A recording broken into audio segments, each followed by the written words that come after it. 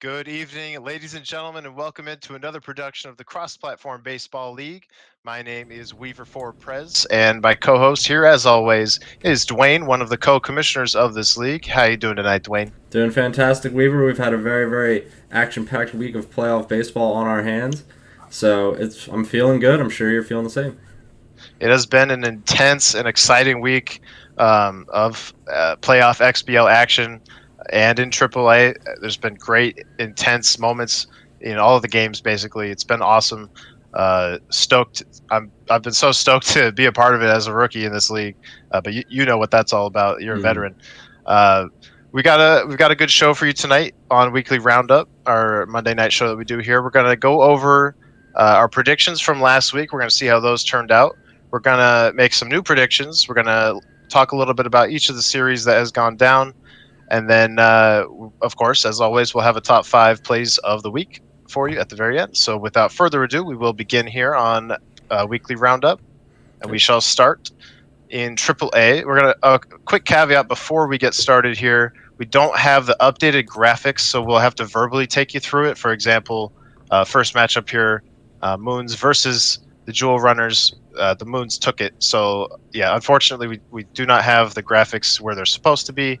Actually, the one exception is Krill in that spot. Literally one So yeah, exception. Very strange. yeah. So bear with us on that. We'll try and get it all verbally explained as it goes. So yeah, starting here with Rainey versus Lanky Kale. It ended in a 2-0 sweep from Rainey, and that's exactly what you and I both predicted a week ago. Right. Yep. Rainey went in there and did his job, like you said, 2-0 sweep. Pretty handily took care of Lanky Kale in his rookie season. So many congratulations to him on finishing it out. But Rainey did his job, like I said. Yep, not too much of a crazy outcome there. What was perhaps a crazy outcome is the next matchup, which was Captain Krill versus Mondieu. And you and I both predict here. I have the sheet here. You and I both predicted a Mondieu victory. Actually, you said it might be a toss-up because I believe Krill defeated Mondieu late in the regular season in one game. Yes, correct. Somewhere towards the Yeah, middle end of the season, he took a game off him, which interested me. yeah. And or I predicted a 2-1 victory for Mondieu. It ended up a decisive sweep at the hands of the red-hot Captain Krill. How about this kid? Yeah, he totally turned it on in the last week of the season, winning game on top of game on top of game, and he put Mondieu away handily in 2 games. Yeah, and then again, we don't have the updated graphic, but as it went, Rainey went on to play Captain Krill, and as we all, or as many of us know, a 3-1 upset from the 16 seed Captain Krill, and he's got a date with the Surfers. Can you believe it? Honestly, I can. That's one of the bigger upsets in XBL playoff history, whether it be AAA or the XBL itself. I mean, Krill coming from the 16 seed, putting wins up on the board, like I said, in that last week of the season, and then coming into the playoffs absolutely blazing, beating Rainey, and now he's going to step up and play the big dog jam. I'm excited to see it in the quarterfinals. 16 versus 1 in the quarterfinals. That's going to be fun to watch. So we'll all catch that when it comes time. 12 versus 13. No Name versus Cougar there. Let's see what we had here. You and I both had a sweep for the Maidens, 2-0. The real result was a 2-1 victory for Cougar. Cougar's pitching came out to shine. I believe that he really just held No Name from scoring, held base runners, a few base running gaps from No Name, as couldn't be predicted, when you're that aggressive on the base paths. Really unfortunate for him to not be able to turn up for the betters and turn up, against the Lone Stars, but it is what it is. Lone Stars went through. The Battle of Shaka stays in Texas. Yep, and Cougar earning himself a chance to take on Corruptions and the Pawtucket Prowlers. That series started the earlier today at about 1 Pacific, 4 Eastern. Corruptions taking the first 2 games. I believe they're going to finish it tomorrow. If you asked me, I would. Well, I bet on this series, so I've already said that Corruptions is going to take it in 3. That's probably what's going to happen. If you asked me, what do you think?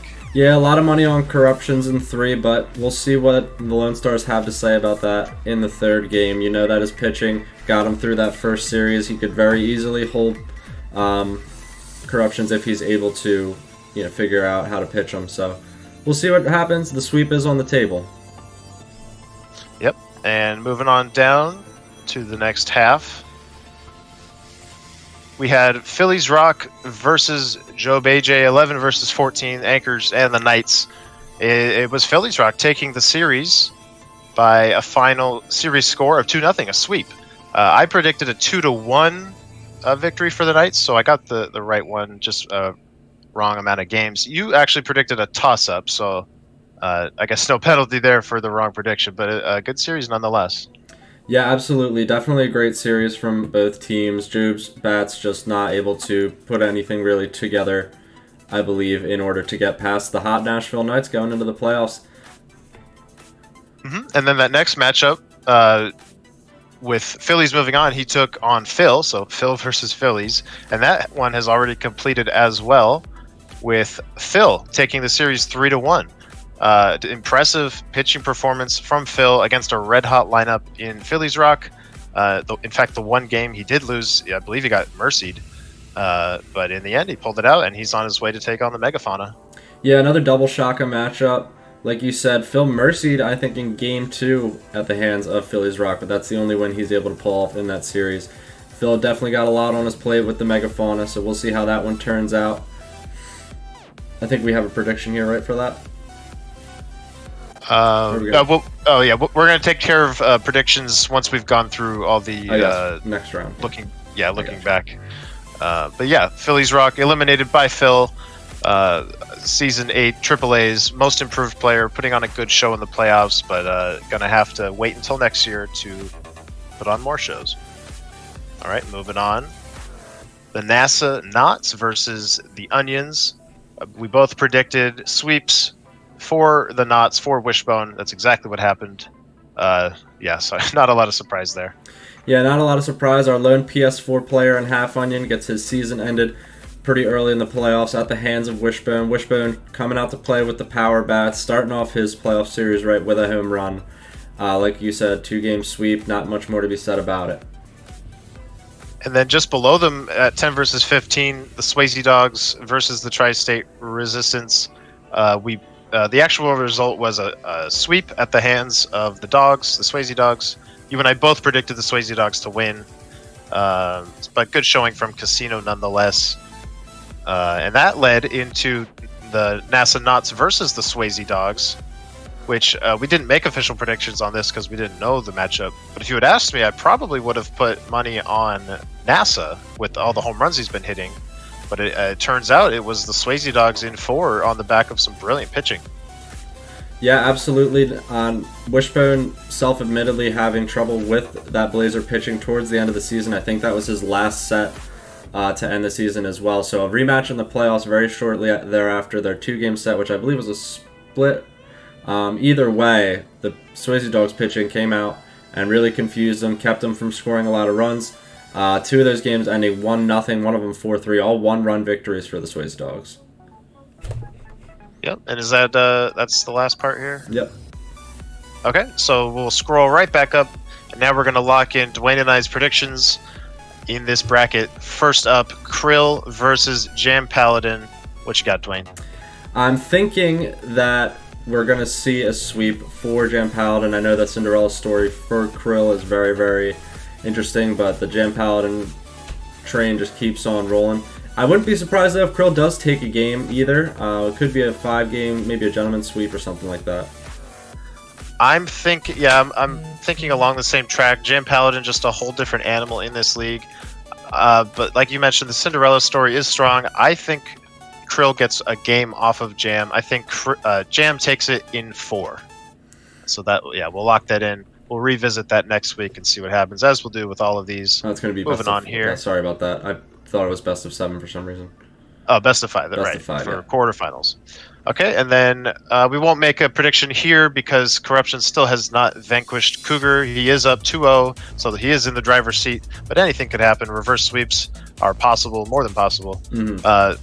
But like we both said earlier, we both expect Corruptions to take it. But until he does, we won't speculate on who Pizza will play. So we'll move right along here. But yeah, Pizza waiting patiently for that next opponent. We will see if those bats are ready. It's been a long layoff for the number 4. Yeah, the Moon Kingdom ready to deliver some justice there. He's been a quality opponent all year long in AAA. And then we've got Phil. He is already moving on to face Behagen and the Megafauna. What you got, Dwayne? In a 5-game set, I'm thinking it's going to be Megafauna in 4, but Phil could very easily come out to play. We'll see what Shaka's able to do in the way of holding Behagen in the park. Behagen just as strong as, Jim Paladin at the plate in a lot of people's eyes, so he's going to be really, really tough to stop from scoring runs, but I'm thinking Megafauna in 4. I wouldn't be surprised, though, if things happen a little bit differently than that. I'm gonna go a little bit against the grain maybe here. I'm calling an upset. I think Phil wins this series in 5 games. So yeah, maybe mark I'll look it down. stupid. Let's see if you're right next week. That's going to be a very, very interesting call if it is. I don't think it's an outrageous call. As we said a few minutes ago, Phil pitched very well to one of the most red hot lineups in Phillies Rock. Even though he was the 14th seed, he's been red hot. I think if Phil could keep that up, you never know. You never know. Yeah, So we'll absolutely. see. In a 5-gamer, it's very well possible. All right, and then what is the matchup here? I believe it's Mers versus Swayze Dogs. Swayze Dogs. Yeah. Yes. Versus Blazer. I know Mers himself has said he's a bit nervous about this one. He says he doesn't match up the best against the Swayze Dogs, but I still think Mers and his power lineup, power pitching, he is the Von Acesen Award winner after all. I've got Mers sweeping it. Yeah, I'm going to give Blazer a game in this. I think Summits in 4 is what you're probably looking at, but like Mers said, and like you just mentioned, there is a little bit of history between the two clubs, a little bit of wariness from Mers as far as the Swayze Dogs pitching goes. Like we just recently referenced in NASA's case as well. Mers can be a bogey Blazer can be a bogey for some people, and that's earned him the 6th seed in XBL's past. So there is upset potential in this series. You love to see it. You love to see the parity up and down the bracket. And that's going to do it for our predictions for AAA. Now we're going to move on back to XBL. Or not back to XBL, but to XBL for the first time tonight. We're going to start by, as always, going over our old predictions first.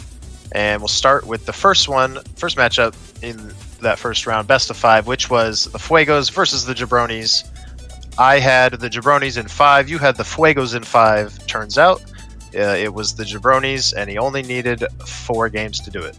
Yeah, both of us picking this one in 5. It was definitely the most hotly contested series on the table, 8v9 with identical records.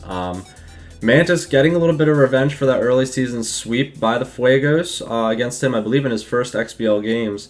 So, 4-game emphatic series win for the Jabronis gives them a date with Lazy in the next round. That should be an excellent quarterfinals, and we'll make a prediction on it when we scroll back up.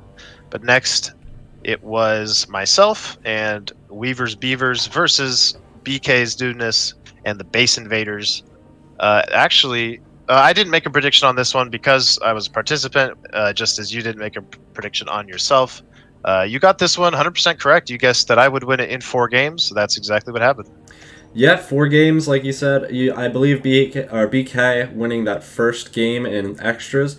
So big props to BK for pulling that Game 1 dub out. It's always exciting to get a playoff W under your belt. Beavers came back out, did the job as I thought they would in 4 games. Just a little bit differently. I thought BK might pick up that win somewhere in the middle. Came out to hit in that first game. And then, like you said, congratulations, you moved on. Excellent pitching there from BK. It was a heck of a series, and it bought me a ticket to go face the Couch Potatoes. Again, we didn't make a prediction on it last week because we didn't know it would be happening, but to my surprise, actually, and maybe the surprise of some others, it ended up as a 3-0 sweep for the Beavers. Yeah, in a 5-game series, anything can happen, and the 3-0 sweep, you came out to play. It was very impressive to watch. Mike could not handle the Beavers' bats in any of those games, and the pitching was just fooling him. It didn't look like Couch Potato Nation's bats were really awake for that full series. A very, very impressive rookie season for him in the 4 seed and also getting Defensive Team of the Year. But Beavers did the job. Congratulations, Weaver, on getting to the semifinals. Thank you, of course. And yeah, like you said, great season for Mike. Can't wait to see what he can do next year. He is one of the game's best. He'll be back better than ever. Absolutely. And then going down to the next matchup, You hate to see it if you're you, Dwayne. Yeah, uh, what can you do? yeah, so I had the lone prediction on this last week. I thought, let's see here. I thought you would take it in 5 games. It was government who took it in 4. You took the first game, and you did a great job there. But then the government bats just kind of woke up, and it was a bit too much.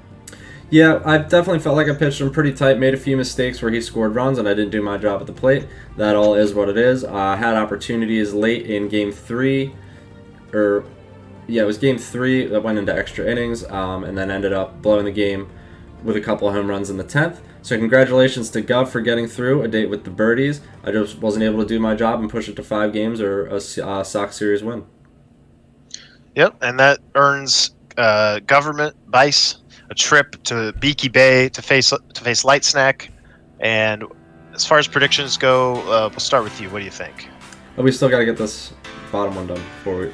Oh, my mistake. Yeah, back at the my top. mistake. Yeah, sorry about that. Okay, Ted Danson versus Chris. When we did the roundup last week, they had already begun. They had played the first 2 games. So you and I both predicted that Ted would close it out in a sweep. Turns out Chris made a valiant effort. He pushed it all the way to Game 5 before Ted sealed the deal. Yeah, there was absolutely potential for the reverse sweep there. Like you said, Ted winning those first 2 games, Chris winning the next 2. Ted had to do his job in Game 5, and he ended up doing it just to get a date with a very, very hot-looking Ashnod in round number 2. Yeah, and in that round number 2, not how Ted wanted it to go. Season 8's Von Acison winner just couldn't keep Smashnod in check. Most people can't. No shame in that. But a valiant effort nonetheless. Yeah, absolutely. Ted came out to pitch, but the bats and the Swagger Center doing him a little bit of a favor. Ashnod just absolutely mashed the ball throughout that entire series. Ted, I believe it was Game 2, put up a pretty good effort trying to keep up with runs, but wasn't able to stave it off for the entire game. So congratulations to Ashnod booking the first ticket to the semifinals earlier this week. So he's in the bracket along with you, and then we've got a couple series here to predict along the way. All right, yeah. Now I jumped the gun earlier. Now we can talk about a couple predictions. So this matchup here, quarterfinals, the Jabronis taking on the Jackals. I'm a bit torn between predicting what I want and what I think will happen. So I'll just go with what I think will happen. I think Lazy takes it in 3 games. I do also concur. I'm thinking Lazy in 3, but Mantis, one of the teams that took a win off of Lazy in the regular season, there's potential for him to at least take 1 game. I do think, though, Lazy will be ready to come out for the sweep. Yeah, no question that there is upset potential. It's undeniable that Mantis, like I think I said it last week, he's the only player outside of the top 4 to take a win off each of the top 4. So against Mantis Toboggan, you just don't know. Yeah, anything can happen. But obviously, as everyone here knows, Lazy, the clear favorite, not only to beat Mantis, but to go all the way. But we'll have to see. Yes, we will. And then nothing in that bracket because I've already played Mike. But we have Government versus the Birdies. What you got? This is a tougher one to call. I'm thinking, though, if the Birdies come out to play, this is another sweeper. Bice, the last defender of Xbox, will be looking to make it difficult, possibly push this to 4 or 5 games. But I'm thinking if the Birdies are hitting, it's an easy sweep for them. Yeah, I've got the Birdies winning as well. I think Government takes a game, either game 2 or 3, and then the Birdies close it out. Just because Light Snack has split with some of the better teams this year, like Ashnod, actually he swept Mike, which is an impressive sweep. He split with me and Government, the seed right below me. I still think the Birdies clear favorite here, but I do think Government will snipe a game in the end. For sure, there's definitely anything that can happen as far as that goes. Bice is definitely going to be coming out to play, and it's all Swagger Center in that series, so both teams going to feel him. Yeah, should be lots of offense in that smaller park. And that's going to do it for predictions. We will keep track of those so that next week we can see how we did. But now on to the weekly segment that we do at the end here, Plays of the Week, Playoff Edition. We've got 5 plays as ranked by myself, as ranked by Dwayne combined. And we're starting off here from a first-round matchup between myself and BK, his second baseman, with a behind-the-back flip to get a double play. Yeah, you don't see that all the time. That's just some sweet stuff. A little bit of finesse by the second baseman. If you heard it on stream, BK absolutely freaking out. It's a really fun clip to watch, really fun play to see.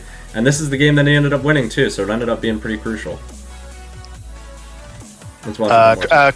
Correction. This he won the game before this, but still in the 14th inning, a huge double play to relieve pressure there. You can see the smile on his face, top or bottom left, along with his other friends there on the bottom. But yeah, great double play there from BK. We'll move on to number 4. This is actually 2 plays in 1. This is a couple plays made by Cougar in his upset versus No Name, where he makes a couple double plays off of failed bunts. Yeah, so that was the first one. We'll watch it one more time here. He's going to get the pop-up bunt. He dives forward with the catcher, and the base runner caught in no man's land out at second base in the 7th inning. Very, very crucial. And then we're going to flip it to the next play. Another high bunt in the air. This time the pitcher coming in with the slide. And No Name again caught between second and third, trying to get that extra bag. Yeah, just the risk that you take when you steal on a sac bunt. He's basically at third base when the pitcher catches it there. Just no chance for him to get back. Great awareness, great execution on the dives there from Cougar. That's your number 4 play from the last week. That'll bring us to number 3, which is actually a play from yourself in the game. I believe this is the game where you defeated Government in the first game, correct? Yeah, this is what makes it the only way that it really becomes an important play, is we do end up winning this game here. On the run, I was able to just come back and catch that one that looked like it was going to be going over the fence. The bettors go home happy with the Sox winning game 1, but this one had me clenching for sure. Yeah, great catch off of the run. There's not even maybe like 1 or 2 frames where the left fielder stops in place. It seems that the jump is executed while moving. Incredible catch there to rob a home run off of Government, and that's your number 3 play. Now into number 2. This is a play from, I believe, yesterday, coming in here. Score tied 2-2 on the road for Phil and the Duel Monsters, looking to put this series away and punch their ticket to the quarterfinals.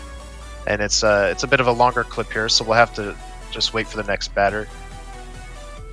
Winged Dragon of Ra here, the first baseman, already having a 3-for-4 day, hits the home run that sends the Duel Monsters to the quarterfinals. Yeah, this one just sneaking over the wall. Phillies had a possible chance to catch it out there in center field, but Phil jumping on that second pitch, taking that inside heater to dead center. Emerald sending himself to the next round. Very, very important home run for the Duel Monsters.